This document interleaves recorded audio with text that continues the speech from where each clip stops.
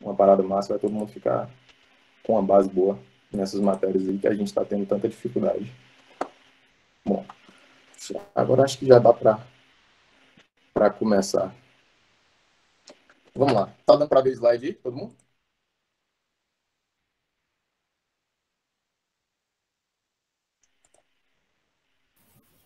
Tá sim, tá sim. Vou tentar botar em modo apresentação aqui. Pronto. Se eu botar em modo de apresentação, não vou conseguir. Eu não vou conseguir aceitar o pessoal aqui. Eu tenho que deixar em modo normal mesmo. Assim tem problema para visualização de vocês ou posso deixar, ou tem que ser no modo visualização? Aqui tá legal. Tá massa. Pronto. Então, beleza, vou fazer por aqui mesmo. Vamos lá. A matéria dimensionamento de fundações, ela simplesmente não é contemplada na grade do IFBA. Não sei porquê, mas ela compõe o que seria a matéria cálculo 3 aí. Não que seja assim necessário você ser expert na parte de cálculo 1 e 2, que vai envolver vigas, pilares e lajes. É um assunto diferente. A parte de fundações é bem diferente desses dois, por mais que ainda precise de uns conceitos básicos. A matéria fundações, para quem não pegou ainda, vai contemplar o dimensionamento geotécnico das fundações. O que eu quero dizer com isso? Vai explicar o papel do solo, como a gente vai dimensionar a fundação geometricamente para distribuir as cargas no solo.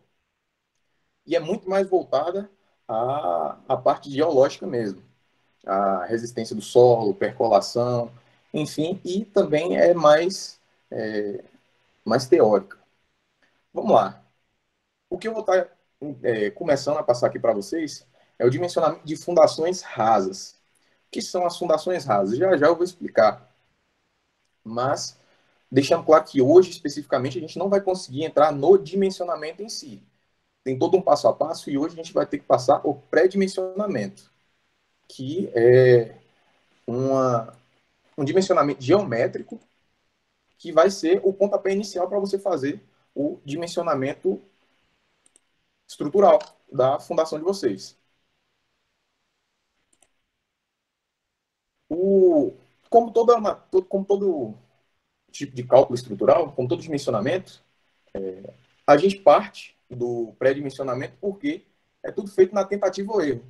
A gente faz o pré-dimensionamento para iniciar a partir de parâmetros mais próximos do que será o dimensionamento real.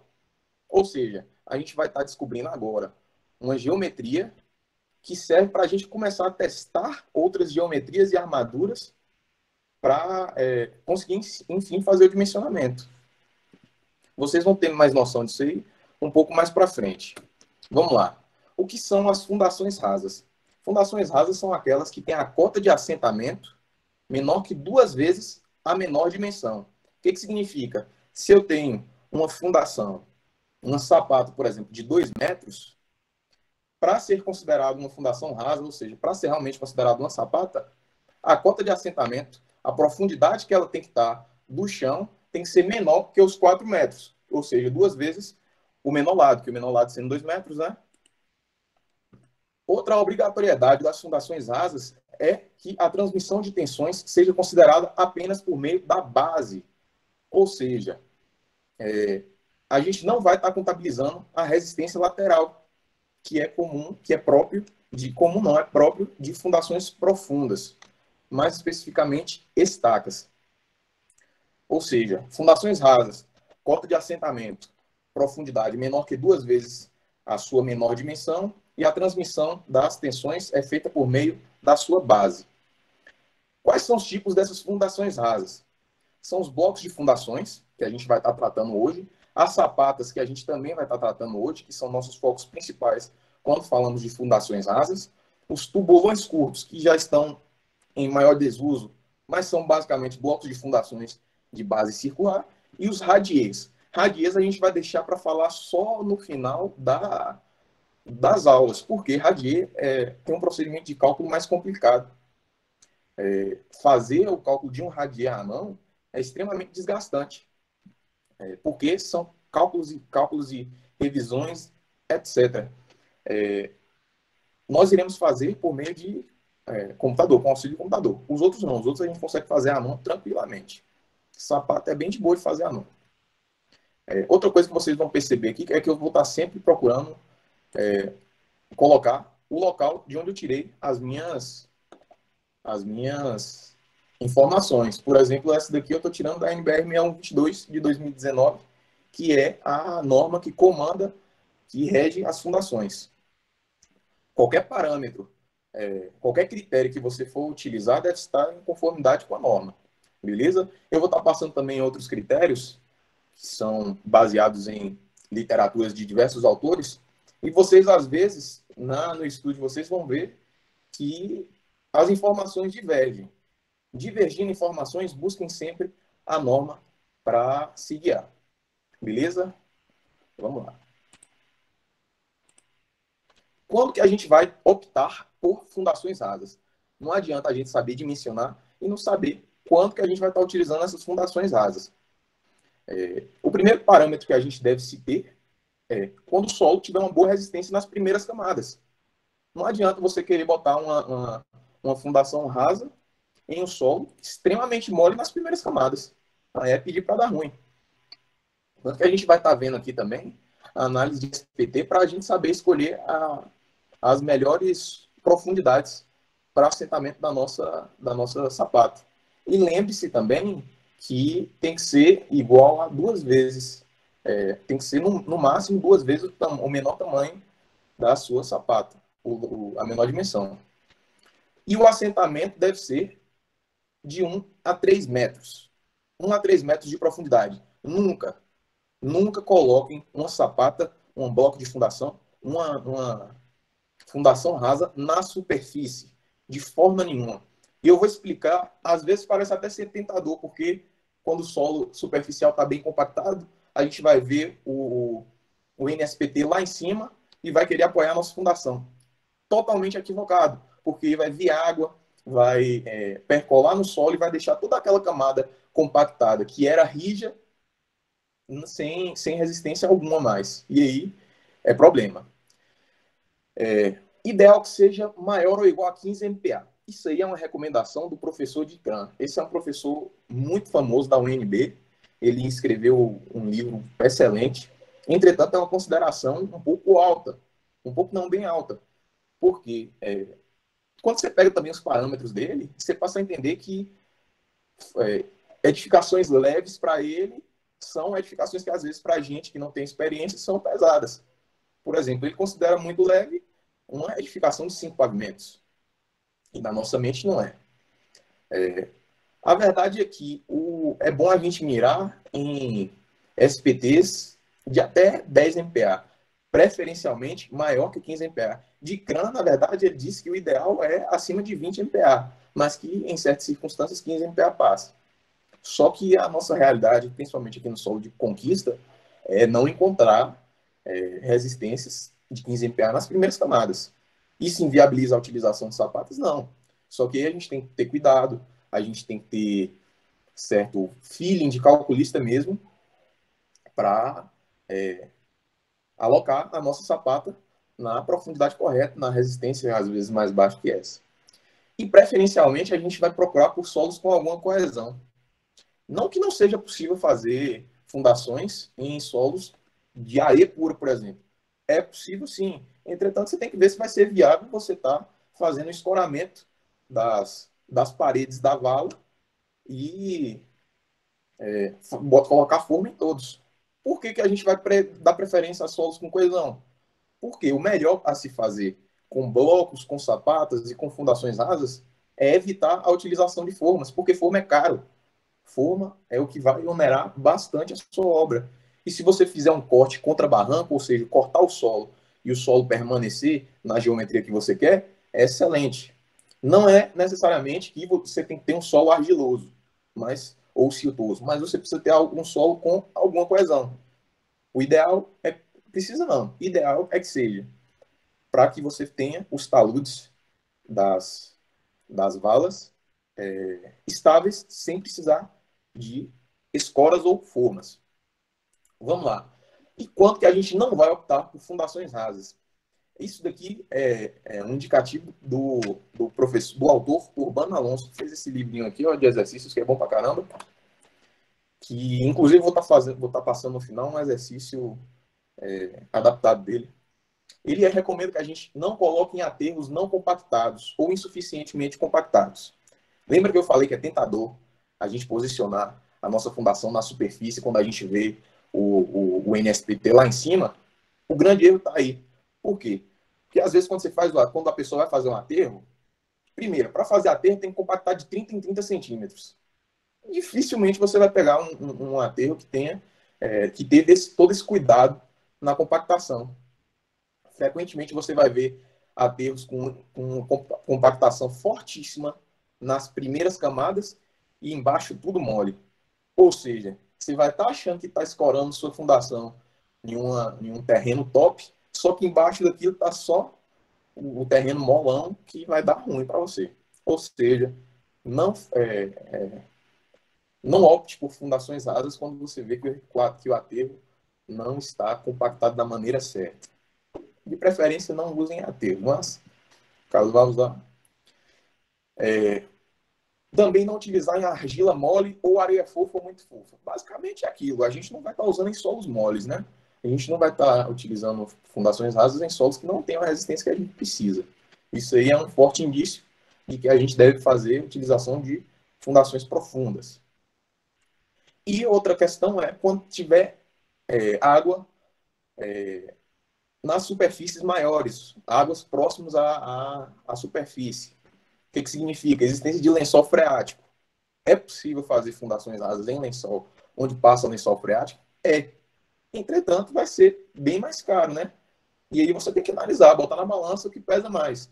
Manter fundações rasas e fazer o rebaixamento do lençol freático, que é bombeando água, que tem seu custo, ou modificar para fundações profundas. Também dá para a gente fazer até na água, a fundação rasa, a sapata até na água mesmo. Só que assim, a gente precisa de, quando a gente faz a nossa sapata, a gente precisa compactar a base. E como é que você vai compactar uma base que está toda hora encharcada de água? Você não vai conseguir fazer isso. Lógico que precisa de água para compactação. Mas uma coisa é você utilizar água na compactação, outra coisa é você ter um solo encharcado. Entendeu? Vamos lá. E o que são esses blocos de fundações? Blocos de fundação é a fundação mais fácil e mais tranquila que vocês vão ter. Porque ela é só um blocão de concreto. É só um blocão de concreto que vai transmitir as cargas para o solo. Quais são as características dessa fundação? Elas possuem grande rigidez. A característica principal dos blocos de fundação é grande rigidez. Essa grande rigidez é devido à altura do bloco.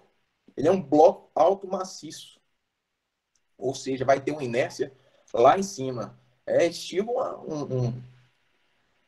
quando você tem uma viga muito alta, você tem uma rigidez muito grande nela. Da mesma forma, a sapata, você vai ter uma grande rigidez. Por ter essa grande rigidez, por ter uma altura muito grande, ele acaba dispensando a armadura, porque as tensões de tração são absorvidas pelo próprio concreto. Só como eu falei, para isso, precisa de uma altura bem grande, você precisa estar com inércia lá em cima. E não vai ser em todos os casos que os blocos de fundação vão ser aplicáveis. Às vezes eles vão demandar, em virtude da carga, alturas e dimensões absurdas, que a gente não vai conseguir fazer, seja por custo, ou seja mesmo pela geometria que a gente vai ter. Lembre-se também de uma coisa: cortar terra, corte a terra é caro. Isso aí tudo vai estar relacionado na hora que a gente for escolher a nossa fundação. Tudo na engenharia é baseado na relação segurança, economia e tempo. Não obstante, não diferente essas fundações. E o que são as sapatas? Sapatas, a diferença entre blocos e sapatas é a armadura. Sapatas também são fundações rasas que transmitem a carga por meio da área da base. A diferença é que a sapata permite que a gente faça a gente utiliza alturas menores. Trabalham a flexão com a armadura. A gente não precisa aumentar a inércia absurdamente para a gente poder fazer a dissipação das tensões no solo. A gente consegue fazer essa dissipação utilizando a armadura. Quando eu falar que existem sapatas rígidas e flexíveis, significa que eu vou dispensar a armadura, não. Vamos ter em mente que o conceito de rígido é aquilo que consegue distribuir cargas uniformemente pela superfície. O que eu quero dizer com isso? Quando eu tenho uma sapata rígida e eu aplico um peso nela, deixa eu até botar uma imagem de sapata aqui. Pronto. Quando eu tenho uma sapata rígida e eu aplico peso nela, toda essa superfície aqui embaixo, toda a superfície que vai estar em contato com o solo, vai distribuir uniformemente as tensões. Porque ela, por ser rígida, ela não vai deformar. Isso aqui tudo vai ser uma chapa maciça. Porque eu estou usando a armadura. Se eu colocar ela bem fininha e não utilizar a armadura, primeiro ela não vai nem suportar. E se eu botar uma armadura insuficiente, vai haver deformação da sapata. Distribuir uniformemente, não vai conseguir distribuir certinho as minhas cargas no solo. Para eu conferir a rigidez na minha sapata e manter ela numa altura menor que a de um bloco, eu preciso dimensionar a minha armadura. E o que são as sapatas flexíveis? Sapatas flexíveis também são sapatas finas, na verdade, muito mais finas do que as sapatas rígidas, só que, por ser fina, a gente precisa saber se ela vai deformar muito ou se ela vai deformar pouco e ver como é que vai se comportar a distribuição de cargas no solo. Fazer com que essas cargas sejam distribuídas de maneira uniforme. E quando ela é muito fina, a gente precisa ter mais atenção a isso. Direitinho no dimensionamento. Hoje a gente vai estar falando de pré-dimensionamento, a gente não precisa se ligar tanto com a armadura. Acredito que eu consegui transmitir aí o que seja essa diferença de sapata rígida e flexível. Tem um critério objetivo na norma, rígidas e flexíveis. Mas, novamente falando, isso aí a gente vai entender melhor quando a gente for fazer o dimensionamento. Vamos lá. Diferente das fundações profundas, que a gente calcula a nossa cota de assentamento, a gente calcula a nossa profundidade, nas fundações rasas, a gente escolhe a profundidade, baseadas em alguns critérios. Quais critérios são esses? Primeiro de tudo, como foi dito antes, resistência. Nas primeiras camadas iniciais, eu preciso ter uma resistência boa. Isso aí eu vou descobrir com base no NSPT, na minha sondagem, no meu laudo de sondagem. Segundo critério a considerar, eu vou estar priorizando por colocar acima do meu lençol freático. Vou estar assentando a minha sapata acima do lençol freático. E terceira consideração, vamos ter cuidado com o bulbo de tensão. Esses parâmetros do bulbo de tensão aqui são parâmetros indicados indicados no livro de Cinta, Aoki e Albiero, que é um livro excelente de dimensionamento geotécnico de fundações. E eles nos dizem, os autores nos dizem que para uma sapata circular ou quadrada, o meu bulbo de tensão, a camada de terra que está comprimida, que ainda está sofrendo a minha tensão gerada pela distribuição de carga da sapata, a profundidade desse meu bulbo é igual a 2 vezes o tamanho do meu lado menor para sapatas circulares, o que não tem lado menor, né? Ou seja, 2 vezes o diâmetro. Para sapatas retangulares, 3 vezes o diâmetro da minha base, 3 vezes o menor lado da minha base. E para sapatas corridas, 4 vezes o menor lado. Sapatas corridas eu considero quando um dos lados é 5 vezes maior que o outro. Aí a gente considera sapata corrida. E a gente vai também aprender a fazer o dimensionamento. Esse desenho aqui, dessa análise de SPT, vai deixar mais claro para vocês o que é o bulbo de tensão. Quando eu despejo uma carga no meu solo, toda essa parte aqui do solo ainda está sofrendo efeito da minha carga. Logicamente, conforme vai passando a profundidade, essa carga vai diminuindo.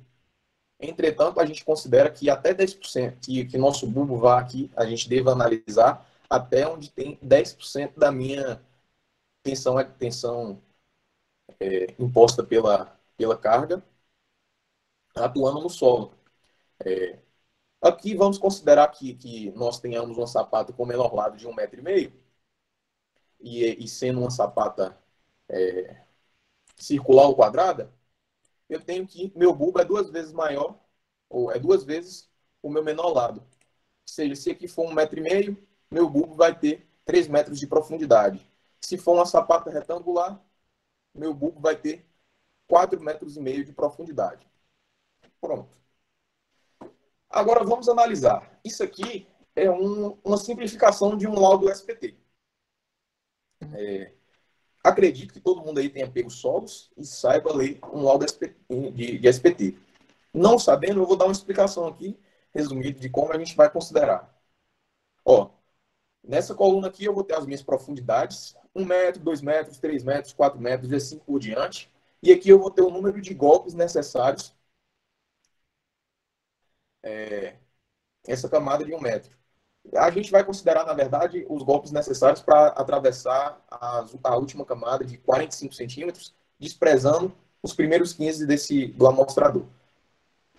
Quando eu mostrar para vocês um laudo de sondagem efetivo, vocês vão ver mais claramente. O meu laudo de sondagem interrompe quando eu chegar na rocha, no impenetrável, ou quando eu atingir, quando eu não conseguir aprofundar mais a minha máquina de SPT, como se diz? Esqueci o nome, a ponta do meu SPT, depois de fazer 50 golpes. Ou seja, eu vou estar batendo 50 vezes com o meu amostrador e não conseguir perfurar mais nenhum centímetro, ou não conseguir perfurar mais aquele metro, vou parar minha sondagem, porque senão eu vou quebrar o meu equipamento. E aí 50 golpes a gente considera um impenetrável. Passada essa explicação aí, como é que a gente vai escolher a nossa profundidade, a nossa cota de assentamento? Observem como que está a minha curva do SPT aqui. Eu chego no metro, tenho um SPT aqui aproximadamente de 2 golpes, que não é bom. Lembra que o ideal ali, de acordo com o Dicran, era 15 golpes, e que até uns 10 aí a gente está utilizando. Vamos nos ater às recomendações nele, né, de 15 golpes. O metro ele atinge só 2 golpes. Lembrando, primeiro metro é desprezado, viu? Primeiro metro a gente nem considera para conta, porque a gente não vai estar utilizando. Após 1 metro, a gente tem que, de 1 para 2 metros, ele atinge aí aproximadamente 7,5, 8. 7,5 não, como é número cheio. 8 golpes aproximadamente. 3 metros ele ainda não conseguiu chegar a 15 golpes. Pô, a gente não vai estar utilizando, né? Já passou do nosso limite para fundações profundas. Desculpa, para fundações rasas. A gente consegue botar um pouco mais profundo que 3 metros também. Mas também não é vantajoso, porque são 3 metros de escavação. E às vezes a gente fica com essa mente de que fundações profundas devem ser mais caras. Velho, é muito relativo. Por exemplo, onde eu trabalho, lá tem uma máquina chamada perfuratriz. Eles têm a máquina. Para fazer uma perfuração de 4 metros é jogo rapidíssimo, a depender do solo. Vem a perfuratriz, rotaciona, rapidão, perfurou 4 metros de profundidade. Segundo, fundações profundas, como onde eu trabalho também são edificações de pequeno porte, a armadura é muito pouca. Aí, querendo ou não, vai ter mais armadura na fundação rasa do que na fundação profunda.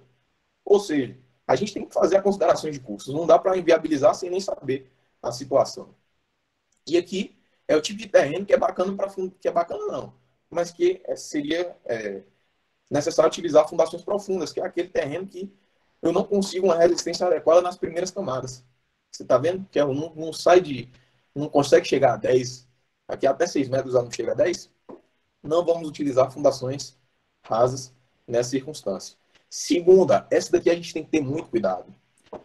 Por quê? Porque é tentador para a gente ver aqui um SPT lá em cima, nas primeiras camadas, e já querer botar a fundação rasa. Entretanto, isso aqui é o conhecido como solo fantasma, que é aquele solo com uma resistência bem alta nas camadas iniciais, até 3 metros, mas que abrigam um solo mole que pode ser fatal à sua edificação. Pesada, o bulbo de tensão vai ser grande e aí vai ter uma pressão gigantesca nesse solo mole aqui. Ou seja, a gente foge disso aqui também. O professor de Kran Berberen, que eu comentei, ele fala em uma das aulas dele sobre um solo de Brasília, que todo mundo achava que era um solo dos melhores, porque tinha uma camada de quartzo a cerca de 5 metros de profundidade, e a galera falava, pô, solozão duro aqui, 20 e tantos golpes a menos de 5 metros, é uma maravilha. Só que essa camada era tipo 20, 30 centímetros, o pessoal não conseguia. Era 20, 50 centímetros, o pessoal não conseguia perfurar, parava, ou por preguiça também de continuar a perfuração depois dos 30 golpes, que vocês têm que ficar de olho com isso, que às vezes o pessoal para a perfuração, para a sondagem antes, desculpa, apoiava suas fundações nesse solo. Quando via, estava colapsando a fundação porque estava num solo horrível. Lembrando também que o, o que vai colapsar com maior facilidade não é o concreto da sua fundação. Mesmo se for um concreto vagabundo aí, de 10 MPa ou de 10 FCK, o mais provável de colapsar vai ser o terreno. Poucas são as vezes, cerca de 5%, 10% das vezes, que o, o colapso da estrutura, ocorre na estrutura e não no solo. Ou seja, solo é o nosso maior desafio quando se trata de fundações. Ô Luiz, eu posso interromper aqui e vai perguntar uma coisa? Sim, pode sim, Dan, à É vontade. só nesse solo fantasma aí mesmo. Como é que eu ia saber a profundidade da fundação? Porque eu vi que chegou lá já em 9 metros e não tem essência suficiente ainda, né? É isso, Dan. Quando a gente está tratando de fundações profundas, velho, como a gente considera o NSPT somado, adquirido pela resistência lateral, por mais que o solo não seja rígido, a gente consegue ter a resistência. Ah, entendi, é Isso verdade. é mais interessante. O solo rígido é muito interessante quando a gente está trabalhando com resistência de ponta. Por exemplo, em tubulões. Mas em estacas, por exemplo, até com solo mole a gente consegue adquirir uma resistência. Lógico que aí a gente já está trabalhando com profundidade, né? Quanto mais profundo, mais resistente, mesmo tendo um solo mole. Entendi, o atrito lateral, né, Esse, no caso, ao invés da distribuição de tensão na área, não é isso? Ou não? Seria o como é que é? atrito lateral, né? Ao invés da distribuição de tensão, que seria a fundação rasa. Ah, entendi. Valeu, aí. Perfeitamente. Perfeitamente. Valeu, mano. E aqui, quando a gente chega nesse perfil aqui, parece que tá top, ó.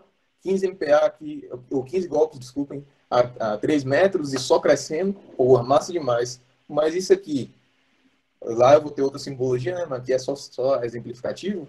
Eu tenho o quê? Eu tenho lençol freático aqui. É vantagem para a gente tá bombeando esse solo? Boa parte das vezes não. Então a gente vai estar fugindo também dessa circunstância.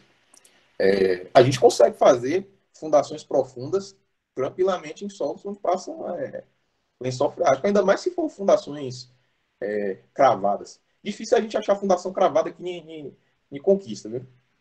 Aqui, a maioria das vezes, as fundações profundas são escavadas. Mas dá para a gente fazer também.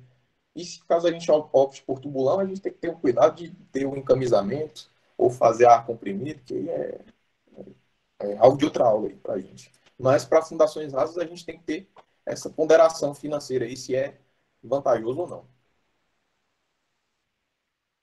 E esse daqui é o tipo de perfil ideal. Esse daqui é o sonho para quem quer fazer fundações rasas, que vai ser o melhor economicamente falando, que é um solo que a gente atinge uma boa resistência nas primeiras camadas e só tende a crescer.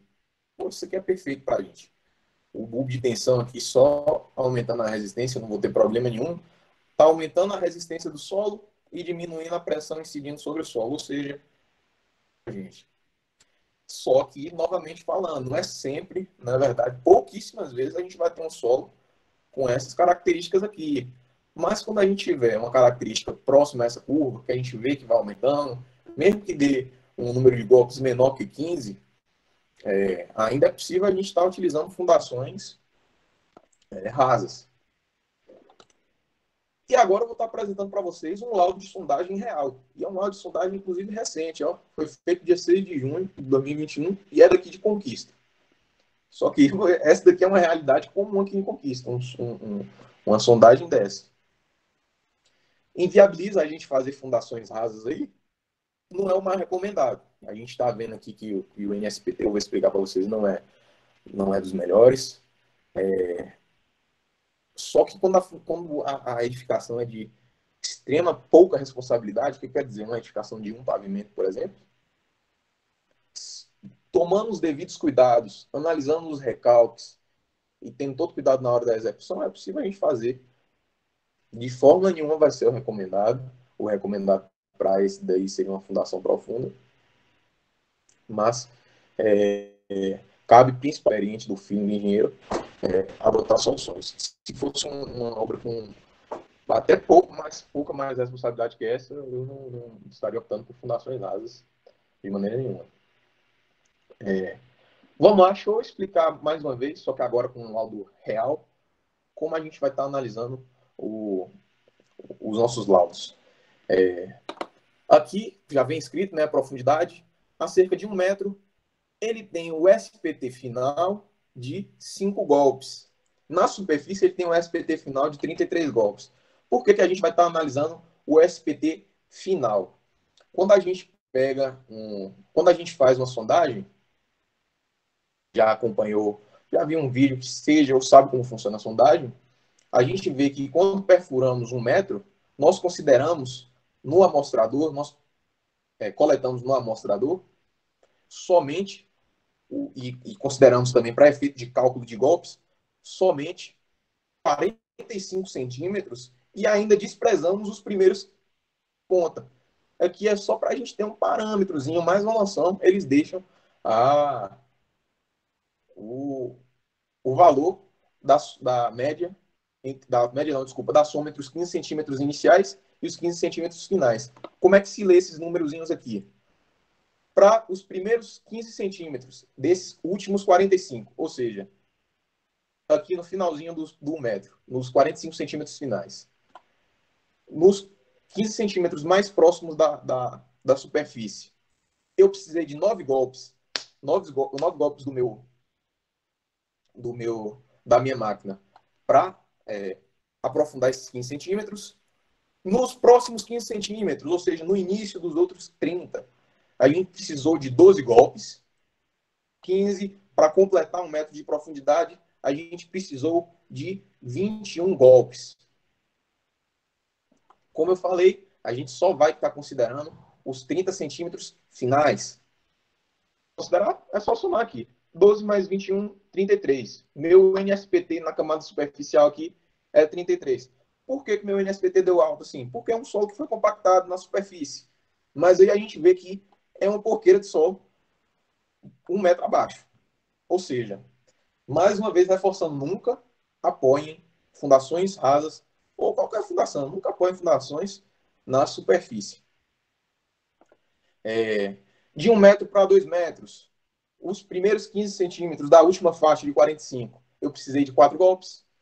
No do meio, nos 15 centímetros do meio, eu precisei de 3. E nos últimos, eu precisei de 2. Ou seja, vou analisar o meu final. 3 mais 2, 5. Eu vou analisar esse número aqui, beleza? E, além disso, vem no SPT características do meu solo. Essa daqui é a coloração do meu solo. E, caso haja lençol freático, ele estaria avisando por aqui também. Opa, aqui, ó. Onde ele achou o lençol freático. Ele achou aqui, meu celular está na frente, cerca de 9 para 10 metros. E aqui ele tem as características do solo. Vocês veem que mantém uma uniformidade bacana no solo, nesses primeiros 9 metros aqui, 8 metros aqui. E aqui tem o nome, a caracterização, a descrição do material que é. Aqui a maior parte da camada é um silt argilo-arenoso, ou seja, tem certa coesão, mole a rijo. Não estou vendo características de rijo aqui, porque vocês estão vendo que o SPT tá fraco. De cor amarelo e amarelo amarronzado. A cor é ideal para a gente conseguir identificar quando a gente estiver fazendo a fundação, que aí o cara vai conseguir saber, vai olhar no laudo, olhar a parede do talude e falar, pô, realmente está aqui. Se você chegar aqui em 3 metros de profundidade e tá aqui um solo marrom, com muita matéria orgânica, você vê, porra, tem alguma coisa errada. Não é o que está dizendo aqui no meu laudo de sondagem. É para isso que serve isso aqui. E aqui serve também porque a gente utiliza alguns parâmetros,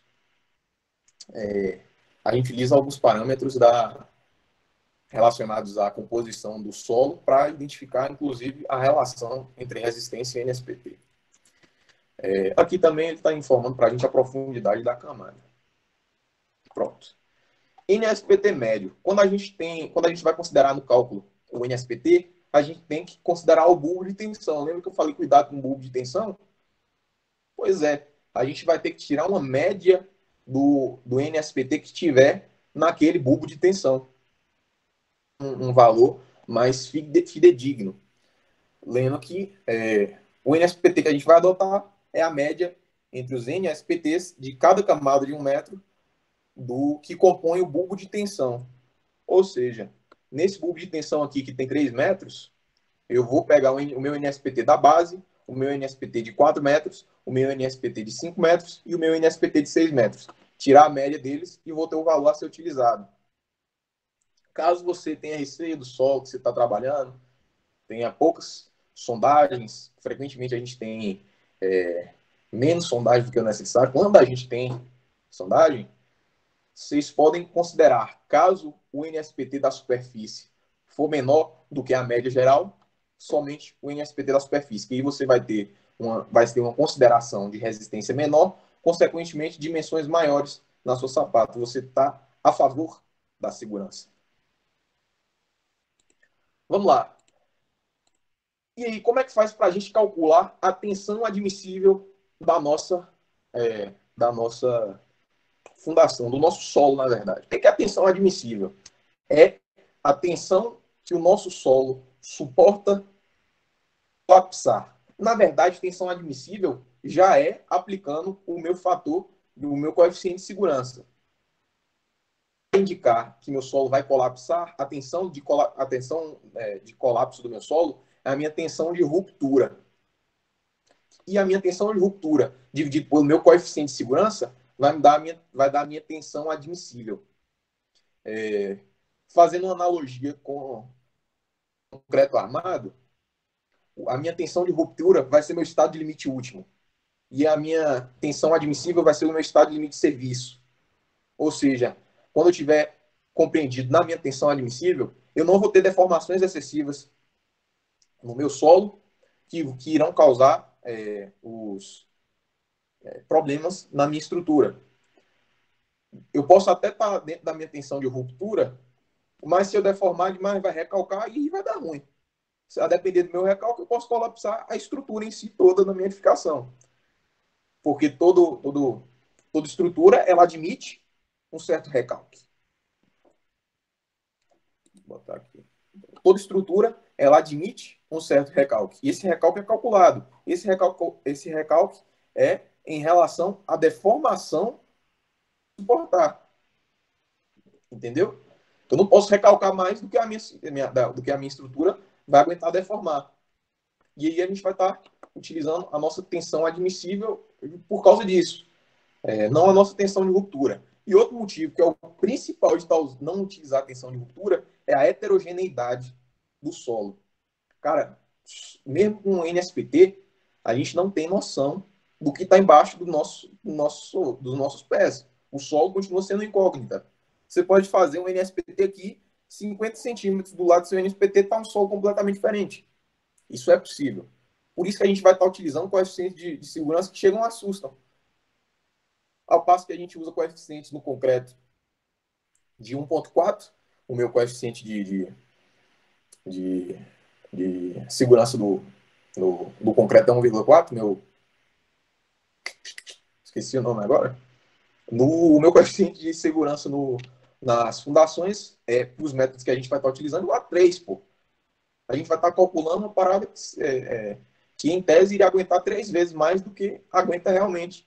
Só que isso é necessário, porque o solo é uma incógnita para a gente. Se, às vezes, até respeitando esses 3 metros, o solo rompe, imagine se não respeitasse. Só que esses 3 métodos são para alguns métodos, que são os métodos mais abstratos. Quando você utiliza esse método de cálculo aqui, que é a prova de carga, que é um método empírico, que a pessoa vai lá em campo e mede a tensão, mede a resistência do solo, aí ele consegue diminuir esse coeficiente de segurança para 2, que ainda é relativamente alto.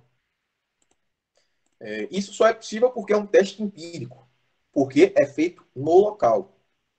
Quando a gente está falando de métodos teóricos, que eu não vou estar abordando aqui, na verdade eu vou fazer só um resumo básico, porque a gente não costuma utilizar tanto na prática,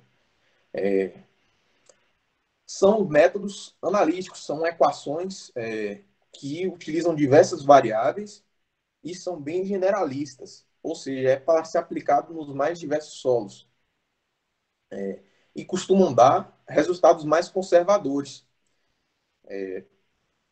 É possível utilizar métodos teóricos? Tranquilamente. Vai dar resultados mais conservadores, ou seja, você vai ter fundações mais carregadas de aço, fundações maiores.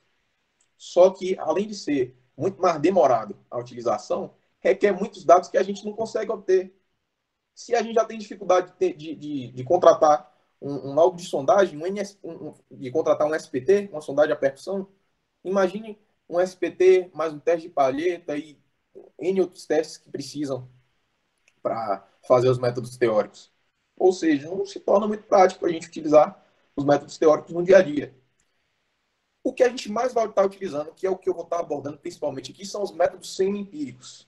Além disso, os métodos teóricos, a gente foi abordado na matéria Fundações. Eu lembro que o Jô passou para a gente uma apostila até interessante desses métodos. Voltando, a gente vai estar utilizando os métodos semi-empíricos. Como são feitos esses métodos? São métodos baseados em estatísticas. São métodos baseados em testes, em ensaios locais, claro, que não tem como fazer ensaio pelo país todo. Mas, com base em ensaios locais, os autores desenvolveram equações que servem, lógico que tem sua margem de erro, para atribuir a diversos solos, diversos tipos. E vocês vão ver que tem vários e vários e vários métodos semi-empíricos. Resumindo, métodos semi-empíricos foram baseados em ensaios. Foram feitos vários testes, até chegar numa equação. E vocês vão ver, são equações ridículas, bem simplesinhas, mas que funcionam. Lógico que tem sua variação, que não é necessário a malícia do projetista, mas eles são os mais aplicados hoje em dia e são conceituados, funcionam mesmo. Vamos lá. Como a gente vai estar calculando a tensão de ruptura por métodos teóricos? São equações mais robuscadas, eu não vou estar passando aqui, mas eles são baseados, em sua maioria, nos métodos, na primeira formulação, que foi a de Terzaghi, que ele vai estar tratando o solo de maneira distinta, coesão, adensamento, com todos os fatores, ele vai estar utilizando de maneiras distintas, para estar dando um resultado mais apropriado ao tipo de solo que você vai estar utilizando. Os métodos semi-empíricos ainda são mais generalistas que os métodos teóricos. Mas eles se aplicam para diversos campos também, os métodos teóricos. Os métodos semi-empíricos, você vai ter, por exemplo, os métodos que você utiliza para determinado tipo de fundação pode não servir para outros. O método que você utiliza em uma determinada região já não vai servir para outros. Os teóricos já servem. Na verdade, o pessoal vai falar que tem vários métodos teóricos na óptica de Terzaghi. E assim, é interessante quando você tem alguns casos um pouco diferentes de fundações. Por exemplo, Hansen, ele faz uma adaptação do método de Terzaghi que ele considera fatores de profundidade da fundação e fatores de inclinação. Ou seja, quando você tiver uma sapata inclinada, que é possível, você vai é bacana você utilizar esse método de Hansen. Na verdade, o interessante é você utilizar mais de um método. Por exemplo, você calcular no método teórico e ainda assim calcular com os métodos semi-empíricos.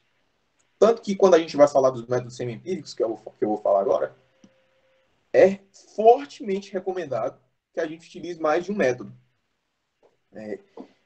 Eu, inclusive, no escritório onde eu trabalho, na construtora, na verdade, na parte de projetos lá onde eu trabalho, a gente utiliza frequentemente três métodos semi-empíricos para fazer as considerações da nossa fundação, para desenvolver a nossa tensão admissível. Vale ressaltar uma coisa também.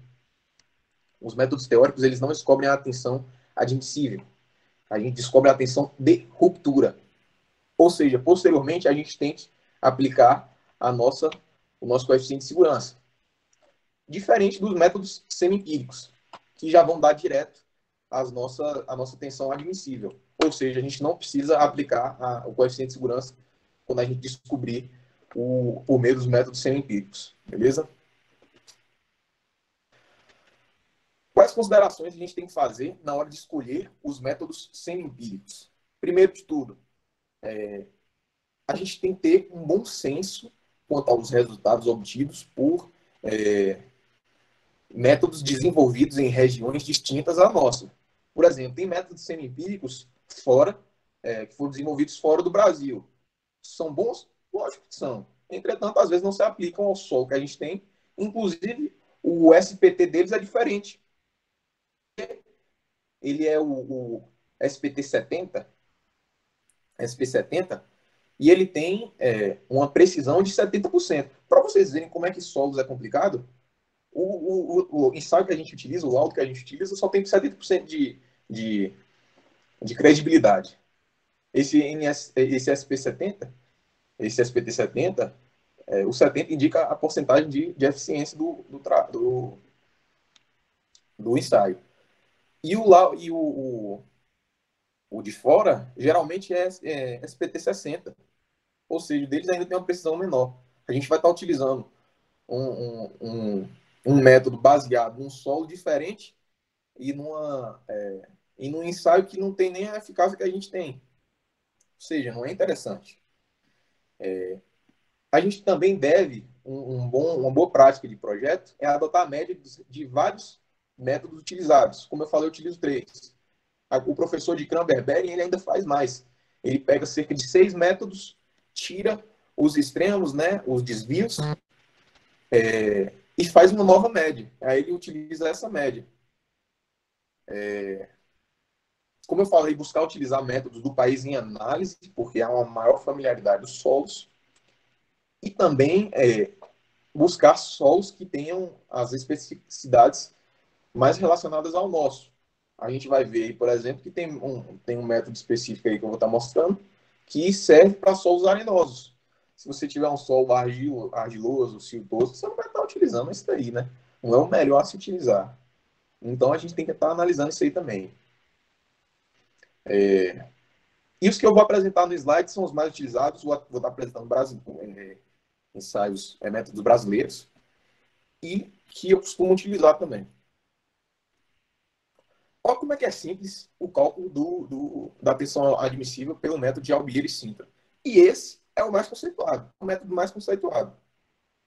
O seu valor em golpes do NSPT médio, lógico, depois da gente considerar o bulbo de tensão, e dividir por 5. Isso aí vai dar aproximadamente a tensão admissível do solo em quilogramas por centímetro quadrado. Esse daqui é o que a galera mais utiliza. Esse é o mais utilizado. Só que tem algumas ressalvas, que é, por exemplo, essa daqui.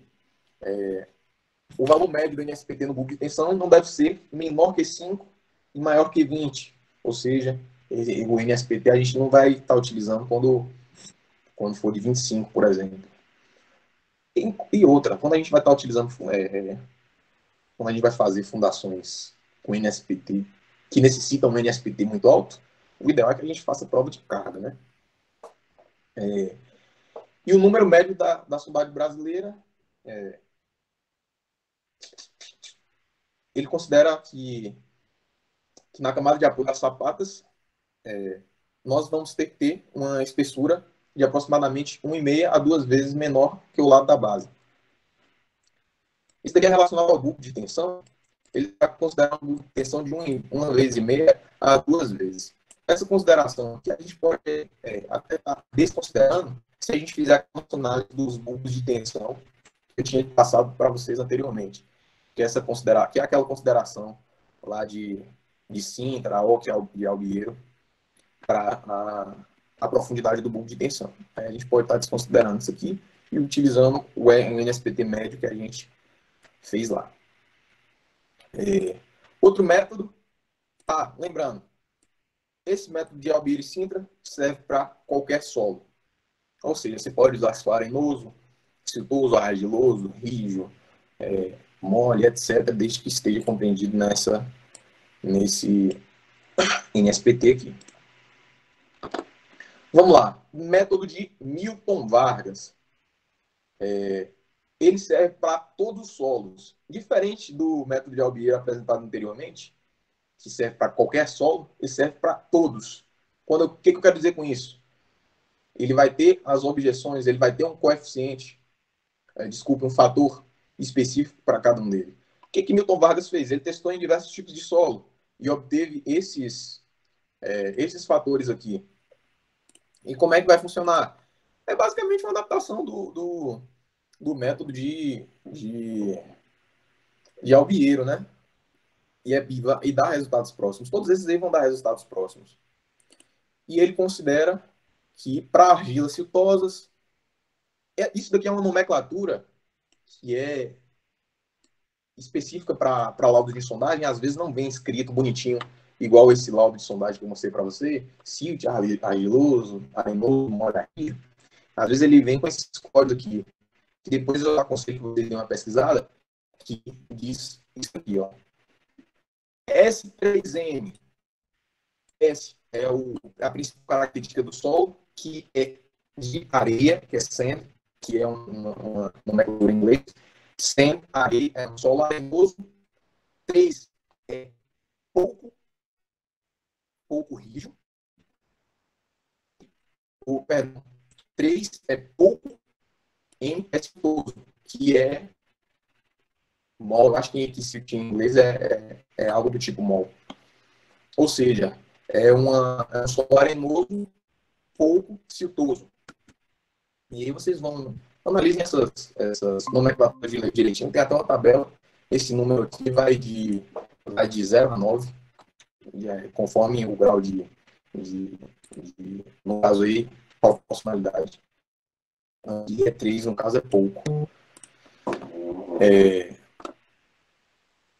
E uma fórmula também super tranquila. Número de golpes dividido pelo coeficiente. Aí a gente vai estar analisando. E temos na verdade, temos mais 2 métodos que a gente costuma utilizar. O método de Teixeira, que serve para solos arenosos. Viu que a gente tem que analisar o que a gente vai estar utilizando? Esse método de Teixeira é próprio para solos arenosos. E aqui é uma relação que é interessante a gente correlacionar a situação a qual foi desenvolvido o método com a situação que a gente está trabalhando. Isso aqui serve para solos arenosos. Mas, vale uma ressalva. Ele foi feito ele foi feito de que forma? Ensaios com sapatas quadradas, assentadas a 1,5 m de profundidade, em solos de areia pura e peso específico de 18 kN por metro cúbico. Ou seja, se você mesmo tiver solos arenosos e iscas totalmente diferentes dessas aqui, é bom ter cuidado com utilizar. É bom você dar uma margenzinha, ou para mais ou para menos, se você tiver um solo mais rígido que esse. Bom, se tiver características melhores que essa, uma profundidade maior, você vai modular o valor que você adquirir na tensão admissível, sempre prezando a segurança. Mas é bacana vocês saberem a história de como foi feito cada ensaio, para você estar escolhendo o mais adequado. E o método de Mello, que também é super tranquilo. Os métodos empíricos são muito de boas, são funcionais e simples. A maioria das coisas na engenharia que funcionam, são aplicadas, são simples e funcionais. Se você vê que está complicando muito, alguma coisa tá estranha. Não que seja fácil. Basicamente, esse daqui é a única ressalva que faz que o NSPT tem que ser entre 4 a 16 golpes para a gente estar utilizando o NSPT médio. Pode utilizar para outros, caso a gente não tenha outras opções no nosso arsenal, a gente pode estar utilizando esse daqui. O professor de Kant também, quando ele faz essa média, ele ainda atribui peso para cada método semi-empírico. Para vocês verem, ele não utiliza métodos teóricos nem quando é uma obra de grande responsabilidade, porque os métodos semi-empíricos, por mais que sejam simples, são eficientes. Agora vamos para a parte do pré-dimensionamento, que é o nosso foco aqui no nosso foco da aula. Primeiro vamos analisar as características da nossa sapata e do nosso bloco. Nossa sapata, ela é chanfrada assim. Na verdade é uma opção. Você pode fazer chanfrada ou pode fazer ela maciça, igual o bloco, assim, quadradona. É só uma questão de que, quando você fizer chanfrada, você vai estar reduzindo a quantidade de concreto que você está utilizando. Porque essa parte aqui de cima, é lógico que você vai calcular o ângulo necessário para isso, é uma parte de concreto dispensável, porque as tensões vão ser distribuídas dessa forma aqui. Vão ser distribuídas uniformemente com relação a esse ângulo aqui que vai estar entrando. Ou seja, tem determinada parte da sapata e do bloco que é desprezível. Financeiramente, você tem que saber, você tem que escolher, calcular, na verdade, se é mais viável utilizar a forma e fazer esse chanfro, ou não utilizar a forma e deixar. Lembrando, forma é cara e concreto, a depender da quantidade, também é caro. Ou seja, você vai fazer essa análise. Geralmente, em obras de menor responsabilidade, a gente não faz esse chanfro aqui, não. Viu? A gente faz uma sapata, mesmo formato de bloco, maciça, quadrada, assim, sem esse chanfro. Aqui é a representação do nosso pilar chegando na sapata. É sempre bacana que a gente faça sapatas com os pilares no meio, porque assim a gente evita dor de cabeça com excentricidades, que a gente já vai ter a depender do pilar, mas se deslocar ainda é mais dor de cabeça ainda. E o principal, se você deslocar esse pilar, botar uma sapata com o pilar mais para o lado, mais para o outro, você vai dar um trabalho miserável à pessoa que vai alocar isso aí e uma chance de erro muito alta. A não ser que você vai fazer, por exemplo, uma sapata específica, você pode até estar brincando com a excentricidade, mas se você for fazer várias sapatas, preze sempre por deixar o pilar no meio, a não ser que não seja possível com o caso de sapatas de divisa, que a gente vai estar trabalhando aí mais para frente. E os blocos levam armadura, são esses maciços de concreto aí, que também podem ser escalonados. Assim, também pode ser até ela reta, só que, pô, é muito mais vantajoso fazer o dente que você pode fazer com um bloco aqui, pô. Você evita gasto com forma. Madeira é caro, velho. E quanto mais a gasolina aumenta o valor, com que é importada, o valor dela aumenta. Então a gente evita bastante utilizar forma. Para a gente calcular a área da base do nosso pré-dimensionamento, é bem simples e serve também para blocos e sapatas. Esse início, o pré-dimensionamento, na verdade, é muito parecido. A cálculo de área é igual, só que, novamente, pré-dimensionamento não é dimensionamento. Eu vou te dar um exemplo logo de uma situação na qual o pré-dimensionamento não adianta de nada. Na maioria das vezes, o pré-dimensionamento vai dar uma dimensão bacana da sapata para você iniciar. Principalmente se a carga principal dessa sapata forem as cargas verticais. As cargas principais dos pilares foram as cargas verticais. Se você tiver com um pilar sujeito a momentos e a forças horizontais, o seu pré-dimensionamento vai ajudar, mas não vai ajudar tanto. Vamos lá.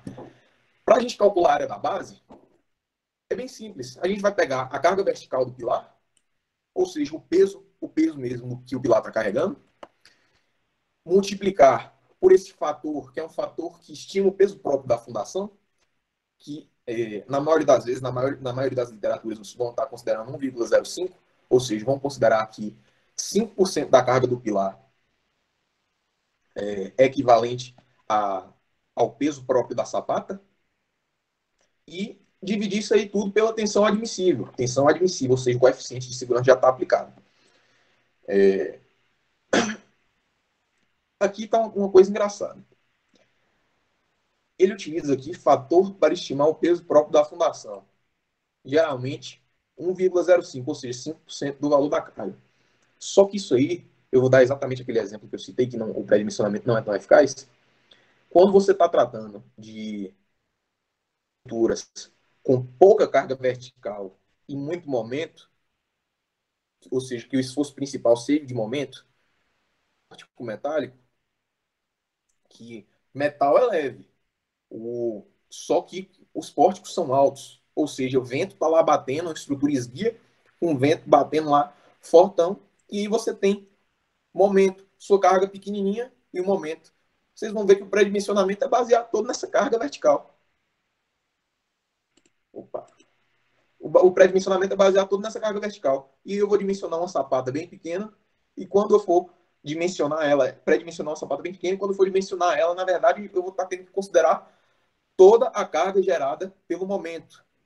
Que o momento, a gente vai ver, a gente vai transformar aquele momento em uma carga excêntrica na fundação. Ou seja, se está sofrendo um momento, a carga real que a sapata vai ter que suportar não é só a carga vertical. E aí eu estou falando isso com propriedade porque foi o que aconteceu, que eu recentemente fiz o dimensionamento de uma fundação de um pórtico.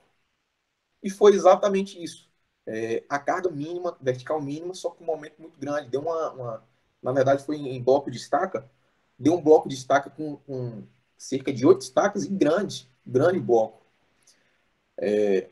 Só que se eu fosse dimensionar com sapata mesmo, dava uma sapatazinha pequenininha, carga vertical pouca. Se eu fosse pré-dimensionar com sapato, carga vertical pouca. Se eu fosse pré-dimensionar com estaca, poucas estacas. E a real não foi assim. Ou seja, o pré-dimensionamento, nesse caso, para mim, não serviu de nada. Isso aí é só para reforçar. Pré-dimensionamento não é dimensionamento. Nem de viga, nem de pilar, nem de nada. É uma imprudência gigante que você está utilizando, querendo diminuir tempo, utilizando um pré-dimensionamento para construir, mesmo que seja uma casa. Dimensões mínimas em planta. Depois que a gente descobre a área, agora a gente vai descobrir o tamanho dos nossos lados. Quando a gente tiver uma carga, um pilar quadrado, a gente vai estar utilizando uma sapata quadrada. O ideal é que a gente acompanhe no pré-dimensionamento, e o ideal é que fosse no dimensionamento também, mas nem sempre é possível, a geometria proporcional, claro, do pilar. Se meu pilar for quadrado, simples demais. Só eu tirar a raiz da minha área, que eu vou descobrir os dois lados. Só vou lembrar uma coisa. Quando você tiver um número quebrado, não usa um número quebrado em projeto, não. Com 2 metros, 67 centímetros e meio. 2 metros, 67 centímetros e meio. Que pedreiro que vai botar esses 67 centímetros e meio? Fundação só vai de 5 em 5 centímetros. Não é 2,65, 2,65 ficou pequeno? 2,70. Ponto. Fundação é de 5 em 5 e olha lá.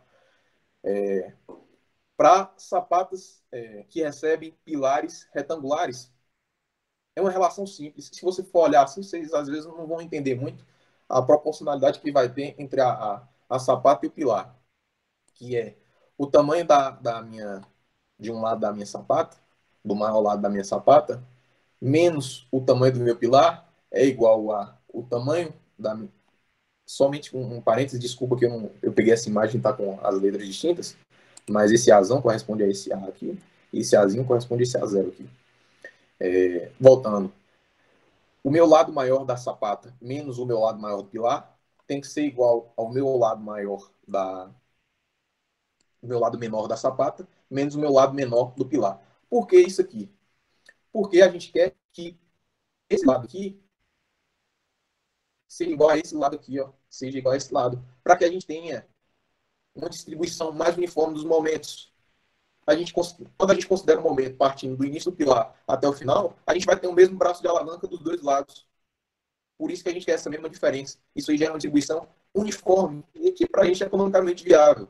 Por que a gente não vai botar uma sapata quadrada e um pilar retangular? Porque aí você vai ter um braço de alavanca desnecessário de um lado, que não vai dar uma distribuição uniforme, que é o nosso alvo do pré-dimensionamento. Ou seja, o mais econômico é você fazer essa relação aqui. Super simples ela também, é só substituir depois, vai dar uma equaçãozinha de segundo grau, mete na Bhaskara e jogo rápido. A NBR 6122, ela impõe para a gente que a dimensão mínima de uma sapata é de 60 centímetros, para qualquer um dos lados. Vamos lá. E agora, como é que a gente faz para a gente dimensionar a altura? Quando se trata de um bloco, a NBR 6122 estipula para a gente, ela padroniza. A altura tem que ser maior ou igual ao tamanho, azão menos azinho, ou seja, o maior lado do meu bloco menos o maior lado do meu pilar, dividido por 2, que vai dar isso aqui, ó. Vai dar isso aqui. Deixa eu ver. Vou aumentar a espessura aqui. Vai dar isso aqui, ó. E vai fazer simplesmente uma relação trigonométrica com um ângulo de 60 graus. E aí eu vou descobrir a altura. Ele pede para a gente esse ângulo de 60 graus. É o ângulo no qual eu consigo distribuir certinho, é o ângulo que a minha tensão naturalmente vai ser distribuída na minha superfície, da qual eu não vou precisar de armadura para distribuir essa tensão. Ele naturalmente chama de efeito de bielas na minha sapata. Mais para frente, eu vou estar comentando desse efeito de bielas, quando a gente for fazer o dimensionamento. Mas é basicamente aquela mesma relação de bielas de quando a gente faz treliça. Lembra que biela é a diagonal comprimida? É a mesma coisa. Aqui, ó, aqui é uma diagonal comprimida, e aqui não exerce força nenhuma, e toda essa área aqui está sendo comprimida. Ó. Toda essa área está sendo comprimida. Até essa diagonal. Se essa área aqui está sendo comprimida, e aqui eu tenho um apoio, essa parte aqui está sendo tracionada no meu concreto, né? Certinho? Eu consigo absorver essas tensões pelo meu concreto somente. A norma recomenda isso aqui, mas o Urbano Alonso ele tem esse gráficozinho, ele indica para a gente esse gráficozinho, que informa essa mesma relação, só que relacionado ao FCK do concreto. Isso aqui eu nem vou passar para vocês, porque a norma regulamenta isso aqui, e o Urbano Alonso ele recomenda que não seja utilizado quando essa relação aqui entre a tensão admissível e a tensão trativa do concreto for maior que 1, ou seja, daqui para cá ele não recomenda utilizar isso aqui, por mais que seja possível. Acredito eu que seja por motivos financeiros, porque aqui vai ficar muito alta a sapata, né, do bloco, né? Mas ele também recomenda para alguns parâmetros que não passam pela norma. Então, sempre que você for usar para edificações de baixa responsabilidade, o bloco é top de linha, porque isso não precisa de uma altura tão grande, né? Mas quando você tem uma carga maior, o bloco fica bem carinho. E como é que a gente vai pré-dimensionar a altura da sapata? O primeiro critério é o critério de rigidez. Lembra que eu falei lá no início que a sapata pode ser rígida ou flexível? Para considerar ela rígida, a norma indica que a altura tem que ser maior ou igual o maior lado da sapata menos o maior lado do pilar, dividido por 3. Quando ela é mais rígida, quando ela é considerada rígida, a gente não precisa fazer uma coisa que a gente chama de verificações de funcionamento. O que é funcionamento? Vou pegar aqui uma folha de papel. Funcionamento é basicamente a distribuição heterogênea de tensões em virtude da deformação quando eu aplico uma força assim. Ó, tá vendo que o meu papel afunda? É basicamente isso aqui. Se eu fizer uma sapata muito fina, ela vai deformar assim e vai ficar uma tensão muito grande no meio e nas bordas não vai distribuir bem essa tensão. Ou seja, rola risco de ruptura seguindo o fuste do pilar, seguindo o arranque do pilar aqui, ó, nas proximidades do arranque do pilar. Uma sapata rígida, ou seja, que cumpra essa exigência da NBR, você nem precisa fazer essa verificação, porque ele passa tranquilo, né? Ele ao, ao funcionamento. Quando você optar por fazer uma sapata flexível, primeiro, geralmente opte por sapatas rígidas. Nem sempre vai ser possível, mas quando você fizer sapatas flexíveis, sempre você vai ter que fazer a verificação de funcionamento dela, para saber se vai resistir, se há uma distribuição uniforme na compressão do solo, e o principal de longe, se não há tração fictícia, lógico, que eu vou explicar mais para frente, entre a sapata e o solo. E outro critério que ele usa é o critério de ancoragem do pilar. Ancoragem é esse comprimento aqui, ó, esse pedaço de ferro que é necessário para fazer a junção pilar-sapata. Cada bitola de ferro exige um comprimento específico. E a gente tem que fazer isso aí em consideração, porque não adianta se o sapato passar na altura tranquila, mas você não conseguir fazer uma ligação certinha entre o pilar e a sapata para distribuir essas tensões. Então, outro critério que a gente tem que considerar é o critério da ancoragem. Por exemplo, quando a gente está com concreto de FCK 25, ou seja, C25, a gente vai estar considerando aqui que não há gancho, por mais que a gente vá fazer o ganchozinho, a gente considera que não há gancho no dimensionamento, no pré-dimensionamento e no dimensionamento também, a gente vai considerar que a altura tem que ser maior que 38 φ. Φ é o diâmetro da barra, beleza? Por exemplo, se a barra for de 10, tem que ser maior do que 38 vezes 10 milímetros, ou seja, 38 centímetros. Você tem que ser maior que 38 centímetros. Agora vamos a um pequeno exemplo aqui, prático. Na verdade, é um exemplo adaptado daquele livro que eu mostrei de exercício de Urbano Alonso, com o que a gente faria na vida real. Com o laudo de sondagem SPT em mãos, a gente vai dimensionar uma sapata. Aí eu estou estipulando para você o concreto de 25 MPa, por mais que fundações eles podem ter um concreto de menor resistência, para um pilar com as seguintes características. Quando você pegar uma planta feita por um estruturalista, ou se você mesmo for estruturalista, rapidão que a TV vai desligar aqui agora. Vou pegar o controle.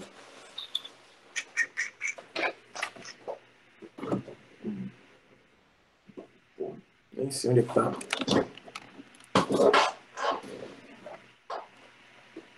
Deixa eu botar pro lado de cá, que eu consigo explicar também. Vocês estão conseguindo ver? Então, né? Na verdade, não.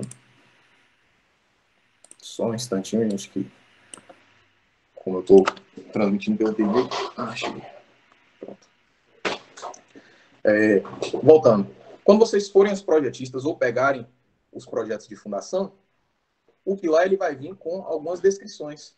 Que descrições são essas? A geometria dele e a carga que ele vai estar sendo solicitada.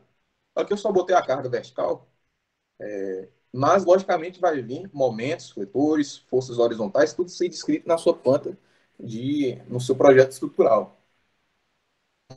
Um projeto estrutural de outro estruturalista para fazer a fundação, você tem que exigir para ele o projeto de pilares, todas essas informações, porque sem isso é impossível você dimensionar. Eu só botei aqui a carga vertical porque no pré-dimensionamento a gente só precisa da carga vertical. Para fazer o dimensionamento a gente vai estar utilizando as demais cargas e afins. E ele está aqui com uma bitola de 20 milímetros. Vocês podem pensar aqui, um pilar está com 300 quilonewtons. Desculpa, 300 não, 3.000 quilonewtons. O que são 3.000 quilonewtons? 3.000 quilonewtons são 300 toneladas. Ou seja, uma tonelada equivale a 10 quilonewtons. Vocês vão fazer essa relação. Beleza, mas 300 toneladas é muito? É pouco? Velho, isso aí dá mais ou menos, fazendo uma conta rápida, considerando a área de influência, um prédio de 10 pavimentos. Vocês conseguem achar uma margem assim de peso da seguinte forma. Inclusive, o Urbano Alonso recomenda isso aí para fazer um pré-dimensionamento da sapata, quando você não tiver a carga do pilar. Que você considere que haja uma tensão de 12 kN por centímetro quadrado de área de influência na área total da edificação. Isso aí, quando você pega a área de influência, pega uma área de influênciazinha de 25 metros quadrados, que dá 5 metros, dá um quadrado de 5 metros, com o pilar no meio, vocês vão ver que quando vocês multiplicarem por andar, isso é uma consideração por andar, vocês vão ver que em 10 andares você consegue atingir essas 30 toneladas. Ou seja, essas 300 toneladas, ou seja, cerca de 30 toneladas por andar aí, é essa consideração que a gente fez. Não é muita coisa. É um peso médio, sim, considerar as estruturas que a gente projeta, na maioria das vezes. Lógico que, como quando a gente tem em mente sobrados e casas, isso aí é muita coisa. Mas isso aqui é igual a 300 toneladas. Vamos lá. E a gente está com esse SPT em mãos. Eu botei até os golpes aqui do lado, e a consideração do tipo de solo, para a gente utilizar as nossas ferramentas teóricas. Como a gente precisa da dimensão da sapata para calcular o bulbo de tensão, a gente começa a fazer com relação a uma sapata fictícia. Mais fictícia ainda que o pré-dimensionamento.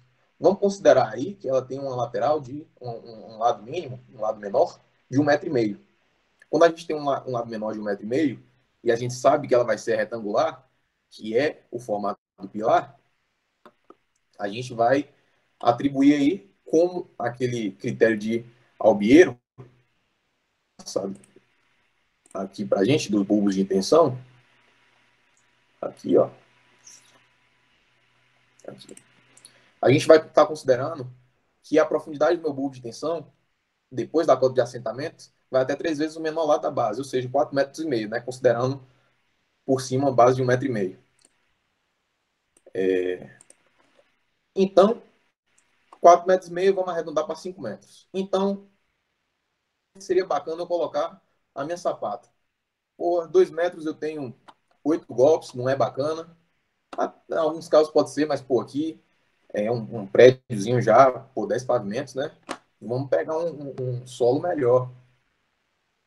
8 golpes. Bacana. Reduziu para 15? Então dá para a gente estar utilizando. Ainda mais levando em consideração que depois só está aumentando a minha resistência do solo. Então, beleza, vamos assentar aqui ele numa cota de 3 metros.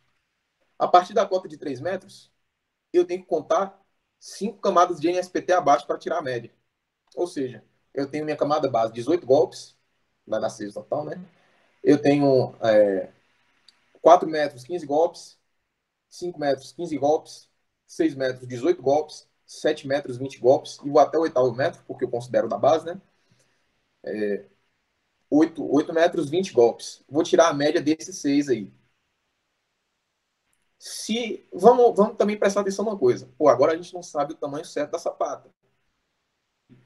1,5 m. Mas se ela aumentar o tamanho da sapata, vocês percebem que eu não dei continuidade aqui, mas o meu NSPT está aumentando.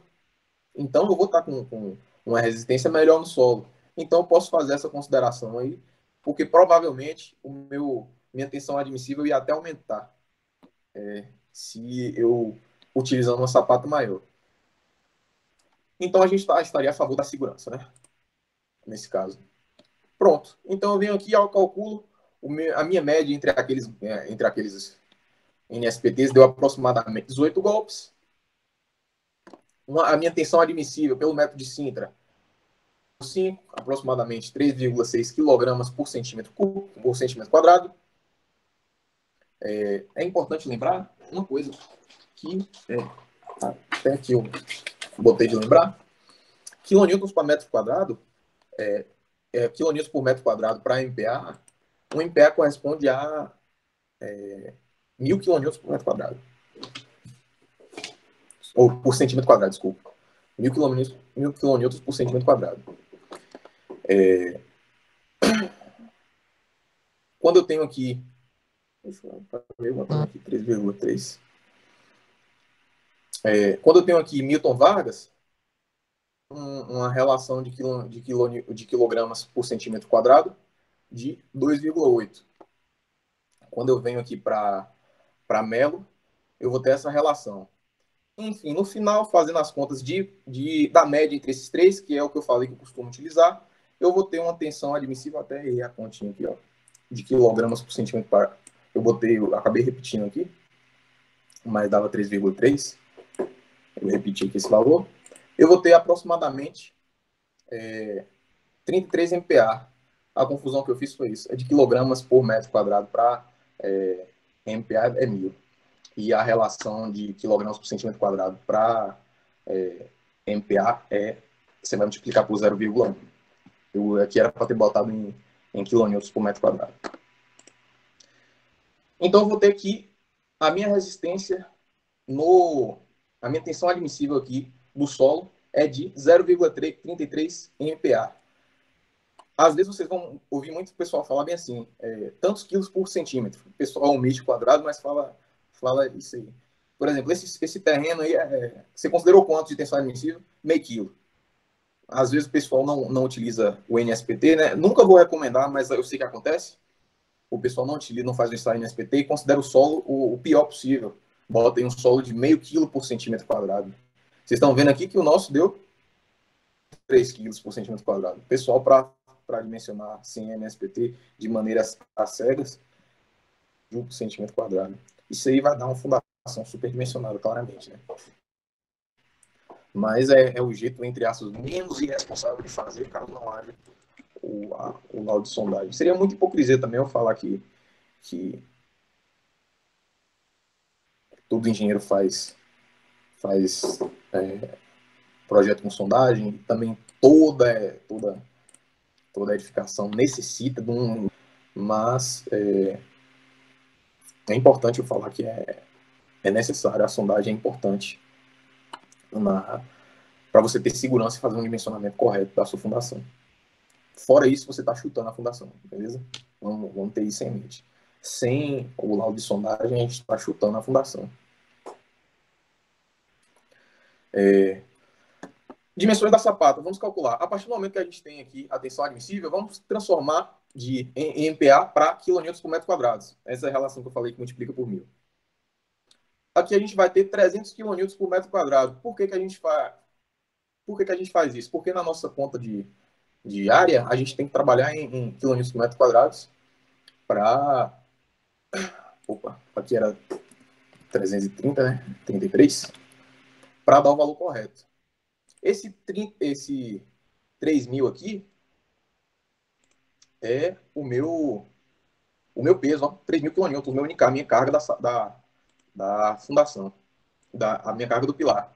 Multiplicado pelo coeficiente de majoração aqui, do que considera o peso da sapata, de 5%, aqui eu posso considerar, viu? Porque aqui é uma carga muito grande, a do pilar, aí esse 5% provavelmente incluiria a carga da sapata. Se não incluir, eu simplesmente vou fazer... Eu não tenho essa recursão da área, tipo, não descubro a área, eu defino a área no dimensionamento, ou seja, eu não tenho essa relação direta entre a área, entre o cálculo da área para achar a minha tensão, eu posso calcular o volume de concreto utilizado e eu considerar o valor real do peso da sapata. Como a gente ainda está no pré-dimensionamento, a gente considera esse 5%, e nessa carga que é muito grande, esse peso da sapata vai estar englobado. Dividido por 330, que é a nossa tensão admissível em quilonewtons por metro quadrado, temos que a nossa sapata tem que ter 9,55 metros quadrados, aproximadamente. Eu transformo já em centímetro para a gente descobrir os lados em centímetro. Aplicando aquela formulazinha dos lados, que é simplesmente o lado maior da sapata menos o lado maior do pilar, o lado menor da sapata menos o lado menor do pilar, eu vou ter essa relaçãozinha aqui, ó, que o meu bracinho de alavanca, né, vai ser 70 centímetros. E aí, quando eu descubro que o meu A é igual a B mais 70, aí para eu descobrir o B é tranquilo. E aí eu retorno no A e tenho um valor. Viram que o B deu 276? A gente não vai usar isso aí. Como eu falei, de 5 em 5. Mais 280 centímetros por 350. Como eu falei, o nosso bulbo de tensão vai ser maior que aqueles 4,5 metros que a gente considerou. Mas eu não coloquei aqui, mas considerando, tipo assim, parar nessa quantidade de golpes, nem nessa profundidade, mas considerando que ela vai ter um aumento gradativo, ou seja, que meu NSPT médio fosse ficar maior, ao passo que eu considero o meu NSPT médio menor, eu vou estar dentro da segurança, vou estar dentro da segurança. Pronto. Então, agora eu vou somente dimensionar a altura da minha sapata. A altura da minha sapata, pelo critério de rigidez, ela tem que ser maior do que o maior lado do meu pilar, da minha sapata, o maior lado do meu pilar, dividido por 3. Ou seja, eu preciso que ela seja maior que 83,3 centímetros. Ou seja, maior que 85 centímetros. Igual a 85 centímetros, lógico. Não vai aumentar desnecessariamente. Coragem. Como eu tenho aqui o FCK de 25, que eu estipulei lá, já no início, o meu FCK de 25 MPa, eu tenho que o comprimento de ancoragem é 38 fio, 38 o diâmetro. Como eu considerei aqui, eu estou usando um diâmetro de 20 milímetros, que eu estou utilizando, eu tenho aqui que meu comprimento mínimo de ancoragem é 38 vezes 2, não é 64, não. Aqui tá errado, pô. Dá 76, né?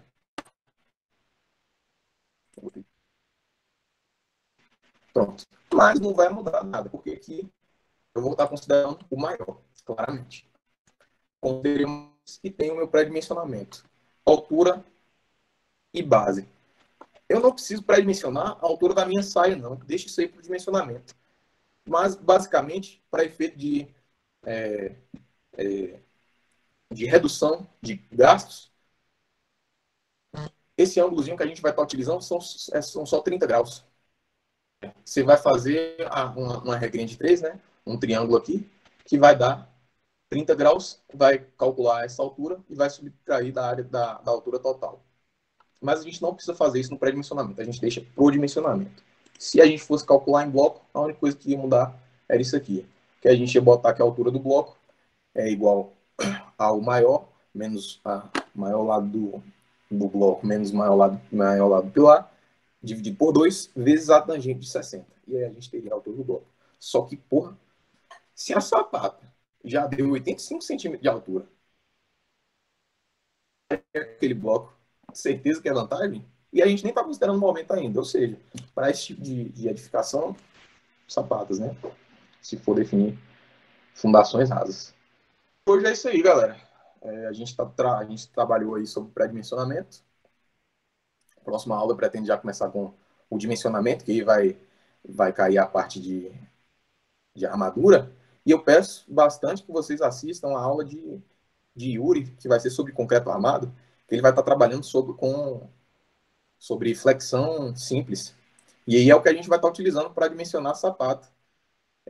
Eu utilizo o método mais famoso, que é para dimensionamento, que é o método SEB 70. E esse método ele faz uma assimilação entre o apoio da sapata e uma viga engastada no pilar e recebendo uma carga distribuída. Então é importante que a gente saiba isostática, porque a gente vai fazer um sistema isostático, e é importante que a gente saiba sobre flexão simples, porque o cálculo da armadura vai ser similar. É isso aí, galera. Espero que vocês gostem dessa iniciativa. Novamente, não sou professor, não sou mestre aí, mas o que eu puder estar passando para vocês e ajudando. Não vou saber responder tudo também, mas o que for possível para mim, eu estou à disposição. Para a gente não formar sem saber porra nenhuma de estruturas, que não existe engenheiro formar sem saber de estruturas, né? E mesmo que o IFBA não proporcione isso com os professores, a gente vai estar tentando arrumar isso aí. Valeu, galera. Valeu, mano. Boa aula, a aula foi foda. Valeu, Luizão. Valeu. Galera, Ô, pessoal, deixa eu obrigadão. falar uma coisa com vocês. Um minutinho. Eu tinha marcado a aula para sábado 9h30. Só que em razão de ser um sábado, eu preferi remarcar a aula para segunda, no mesmo horário dessa, às 7h30. Aí na segunda a gente já fala sobre flexão normal simples. Opa, e tinha como gravar essa aula porque eu trabalho no shopping, então eu fico até 9 horas da noite trabalhando. Tá sendo gravada já. Eu Ah, ainda hoje eu tento publicar ela no Drive.